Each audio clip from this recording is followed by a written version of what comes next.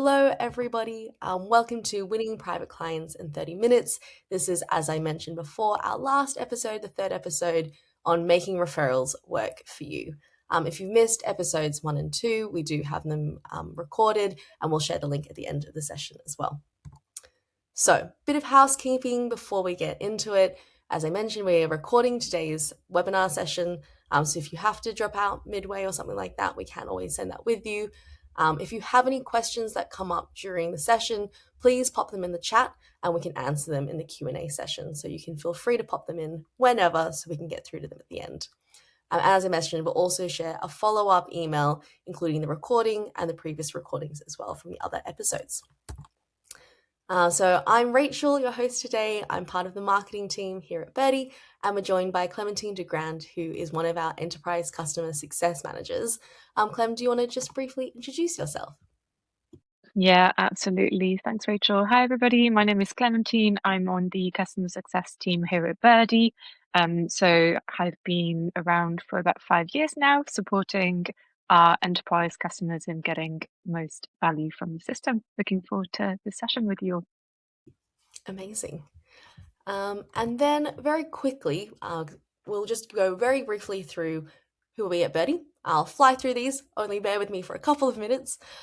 So look, why does Birdie exist? So we really do believe that when everyone in social care is working, we know that you're working as hard as you possibly can. And so our mindset is, when you can't work any harder, you do have to work smarter. And so we want to help you have the tightest operations, the best oversight, and the best connection as you possibly can. We also know that the care sector has gone through, in terms of technology, a few distinct phases, starting with paper, which is great, but is also limiting.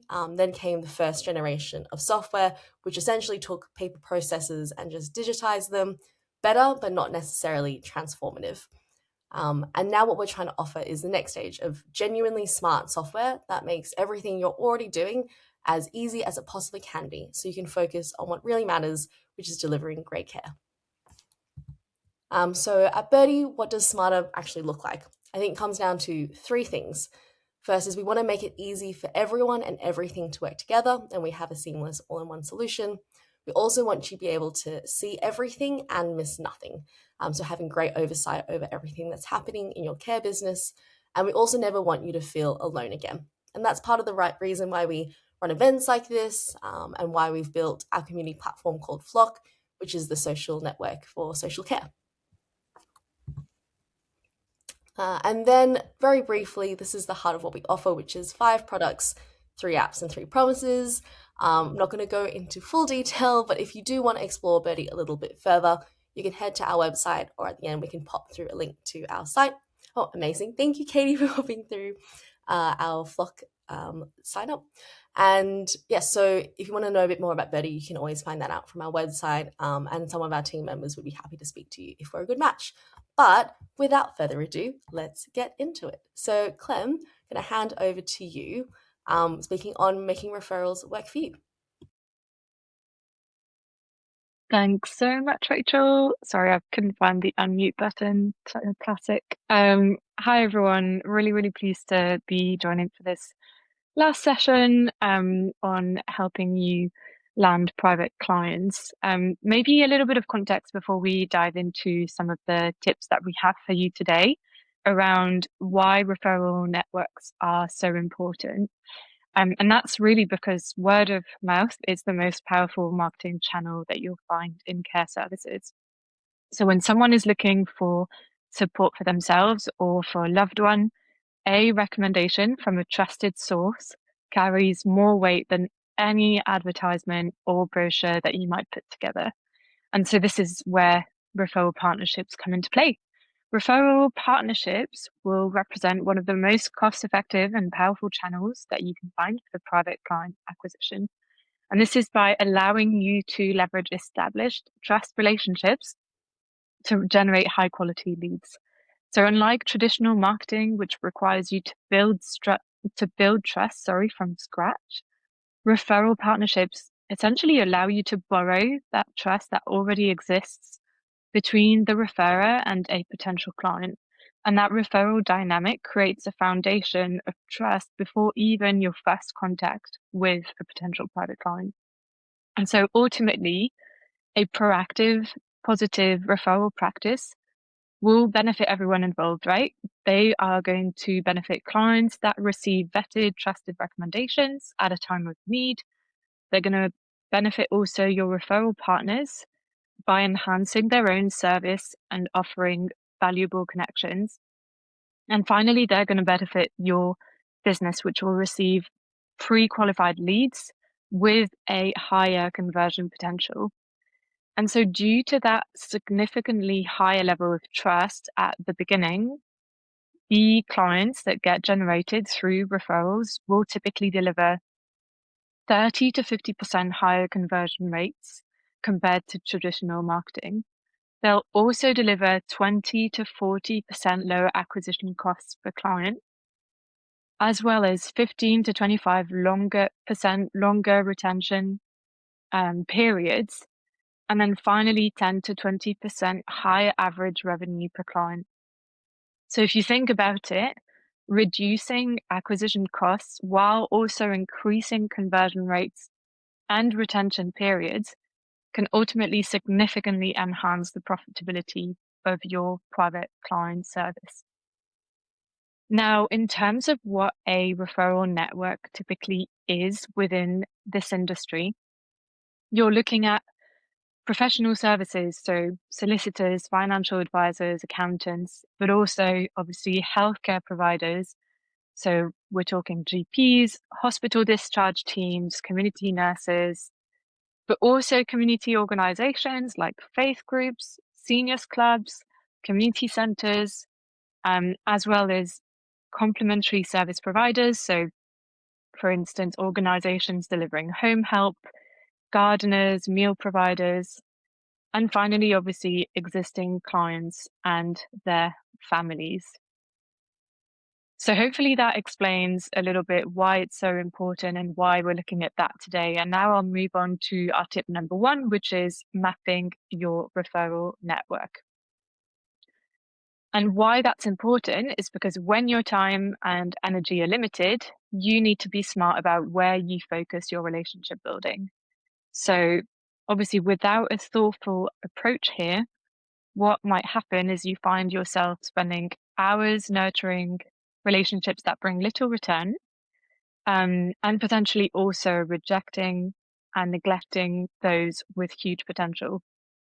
So really the goal here is going to be to build a diverse network of referral partners who together will provide a steady stream of suitable clients for your service. And what that looks like in practice is really taking a step back and looking at all the potential partners in your area and making conscious decisions about who to prioritize. And so a helpful way to think about it from our perspective is to group potential referral partners into three categories. And so these categories are going to be volume partners. So these are the people and organizations likely to send you several ideal clients each year. So think hospital discharge teams in your area, busy GP practices, solicitors specializing in elder law, etc. Then you're going to have a second category, which is regular partners. So these might refer moderate numbers of clients or perhaps clients who need less intensive care packages.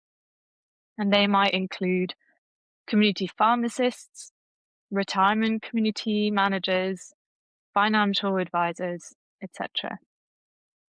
And then finally, the last category is occasional partners. So they might send the odd client your way, but that's about it. And they could include solicitors, estate agents, community group leaders, people who occasionally encounter someone needing care. Now, knowing this, what we recommend is to start mapping all potential partners in your area. So get your team together and brainstorm all the people and organizations in your local area who might encounter people needing your services. And you'll want to group these people and organizations by type. So healthcare, legal, financial, community, etc., you'll want to take a guess at the volume of potential clients that they might encounter yearly. So, based on how many people they come into contact with, but also how active they are in the community. You'll also want to consider how well their typical clients might match your ideal client profile. And then finally, you'll want to gauge how easy or difficult it might be to build a relationship with these potential referral partners. So, how accessible they are. So, if you think about it, for instance, with a hospital, there might be a fair amount of red tape involved to engage, as opposed to if you were to approach the leader of a local community group. So, that's what we mean by that.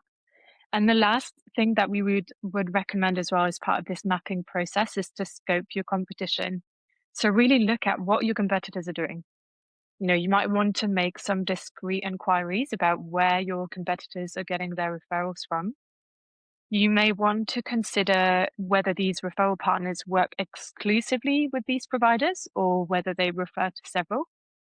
You might want to think about what you could offer as a business that's different from your competitors. You could also look for gaps. So, see if there might be referral partners who are not fully served by the existing providers in your area. And you could also look at whether, you could improve on relationships that competitors haven't nurtured well. So this is what we mean by mapping. The next step and the next tip for us is going to be to build up your referral network. And so what we mean by that is that once you've, gone through that mapping process with your team, you're going to want to create a partnership plan. And what that means concretely is looking to create a simple tracker spreadsheet where you're going to be able to surface and highlight all the information that you gathered with your team during your mapping process. So this can, include the information listed on the slide here. So things like the name of the contact, the organization, the service they provide, the volume that you've estimated of clients, profile match, ease of connection, potential importance, as we categorized earlier, and also, very importantly, next steps, who owns them when they're due. So this is really about evaluating each potential partner based on criteria that matters to your business, and then grouping these potential partners into volume, regular, occasional categories, and deciding ultimately how much time and resource you're going to allocate to each of them. And then most importantly, you'll want a roadmap to develop these relationships over the next 6 to 12 months. And as part of the developing of these relationships, one thing that's going to be really important is your elevator pitch. And why that is because first impressions matter tremendously when meeting potential referral partners. So your elevator pitch, in a sense, is a quick explanation of who you are and what you do. And it's not about cramming in every detail of your service. It's really just about creating enough interest that a person is going to want to continue that conversation with you. And how you get that interest is by quickly showing how your service could help both that potential referral partner and their clients. And that has to be done in a way that feels natural, not salesy, which might require some practice, but is really, really helpful to get done. And so if you think about some of the things you'll want to touch on during that pitch, that's going to include, the specific challenges or needs that you as a provider can help with, and how your service complements what your potential referral partners already do. Also, how you stand out, how you're different from others, the benefits as well to the referrals clients, and always make sure that you've got a natural next step to continue that conversation.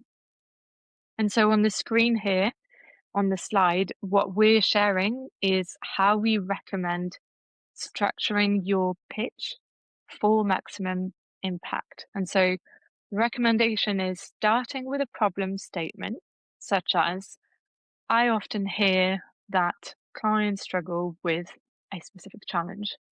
And then you want to provide a solution that your company delivers, also a unique differentiator. You'll want to add a credibility marker as well. And finally, explicit what the partnership value is going to be. You can also have conversation openers for your next step. So really open the floor for a potential referral partner to also, guide the conversation and guide you towards a potential solution and partnership. Amazing. Hopefully that's all clear.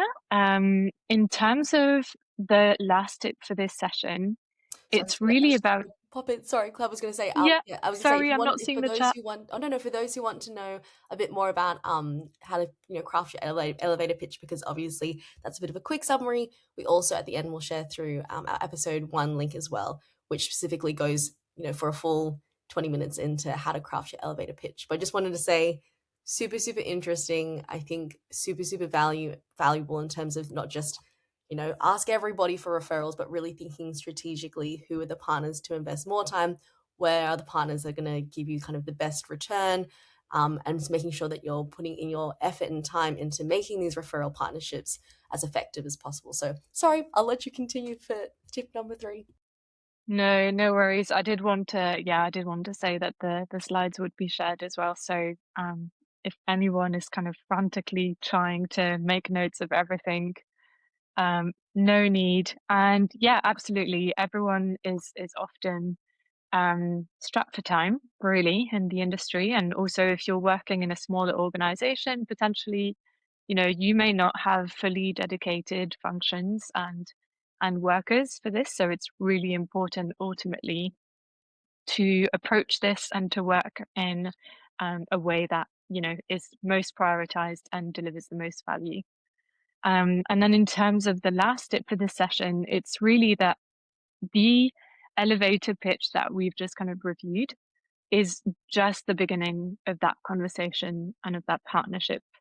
So ultimately, what's really important as a next step is to nurture that network and really make sure that the kind of initial spark that you might create, of this sounds interesting, is something that continues to be built upon. And so, again, when you think about how you may want to nurture and build these relationships, you're really going to want to be quite, intentional and conscious about how you build that engagement and who you kind of spend the most time with ultimately, right? So if we go back to our high volume, regular, and occasional categories, these different potential partners and referral partners are going to warrant a different engagement. So, for instance, high volume referrers, we could think, monthly face to face meetings, general just extra attention. With regular referrers, this might be more like bi-monthly check-ins and just, relevant updates over certain channels. And then finally, with occasional referrers, you can think more of sort of a low touch model of quarterly email updates and, the occasional check-in. But ultimately, the same way that you would prioritize referrers differently at the mapping stage and at the outreach stage, when it comes to nurturing those relationships and really setting up your engagement cadence, you'll want to keep that in mind as well. And then what we'd recommend too is to use a CRM or some kind of tracking system like that initial spreadsheet to track which referrers are actually sending leads. So really measure the effectiveness of your approach on an ongoing basis. Monitor your conversion rates from each partner. Invest more time where the results, come from. So where everything is sort of working as you want it to. and also spot when a partner's referral patterns change so that you can ultimately act quickly. The last thing that I would say as part of that as well is make it a team sport. Again, especially when, you work in settings with little time and perhaps no dedicated person for this kind of outreach. Spread the load, assign specific partner relationships to team members. Make sure that everyone is super clear on the agreed and necessary actions. So who will do what, by when, what's the deadline, and create that 6 to 12 month roadmap for developing your network. So continue to use your tracker, whatever sort of format it's in. And yeah, that's really the kind of cycle that we recommend to make sure that you really get the most of that stream for growing your private client network. Thank you so much, Clem. And I think something that really stuck out for me is you're right, it's not necessary, like referrals are super important for the conversion rate and for how I think effective and efficient and profitable they are, but also knowing that it's not an instantaneous thing. It's not, we're going to start doing our referral process and immediately we're going to have them all flourishing through. It is, a long term investment, but the gains are super, super evident and it's going to be super impactful. So investing in it, spending the time to actually properly map them out, start those relationships to see the fruit of that in the next year or so is super valuable. Thank you so much.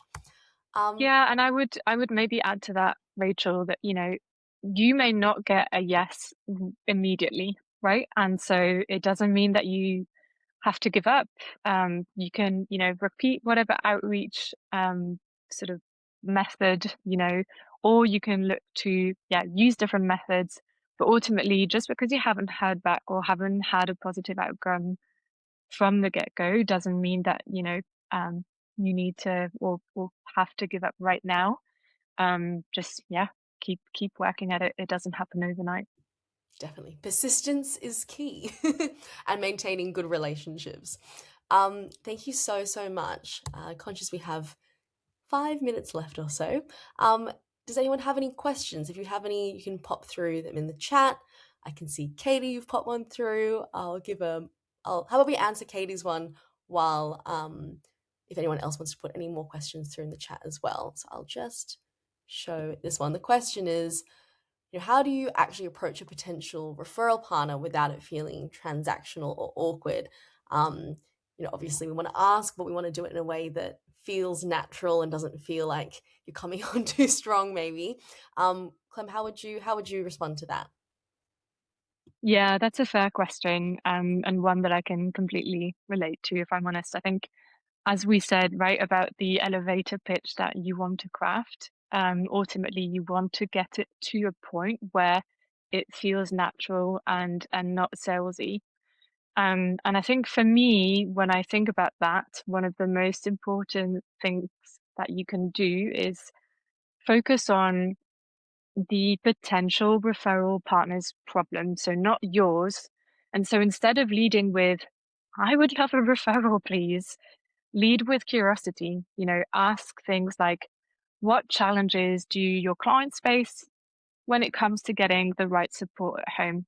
So you really want them to feel that you genuinely understand the people that they serve, the problems that they have, the value that they need.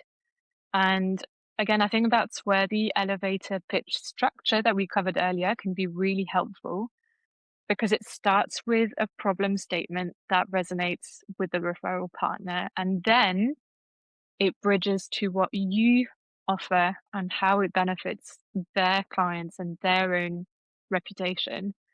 Um, what I would add to that is that to that effect, it's really important as well to get to know your referral partners and what their key, drivers, motivators, challenges, problems might be, so that you can approach that problem statement accurately.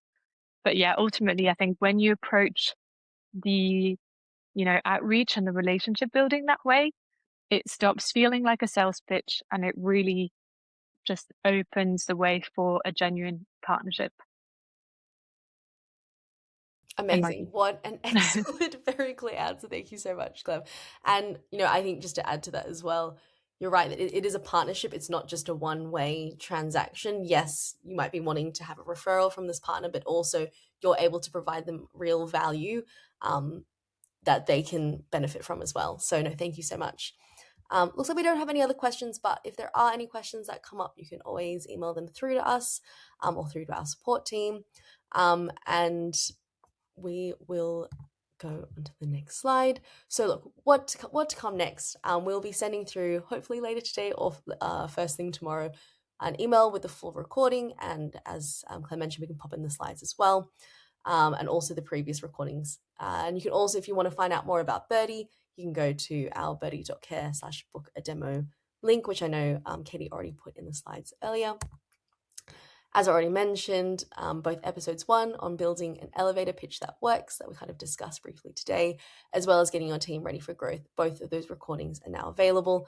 And I think if Katie, you can pop through the link in there. We also referred to the Winning Private Clients Handbook, which Katie's popped in the chat. Really, really useful resource that goes through kind of all the key strategies on how to win private clients are distilled in a single ebook. So that should be really, really helpful. Would really recommend getting that. Only 2 minutes to go. I was going to say thank you so much for attending. For those that attended the whole series, hopefully you found it really valuable. Thank you so much for being partnering with Birdie and wanting to support us as well as for us trying to be able to support you in providing the best care you can. Thank you so much.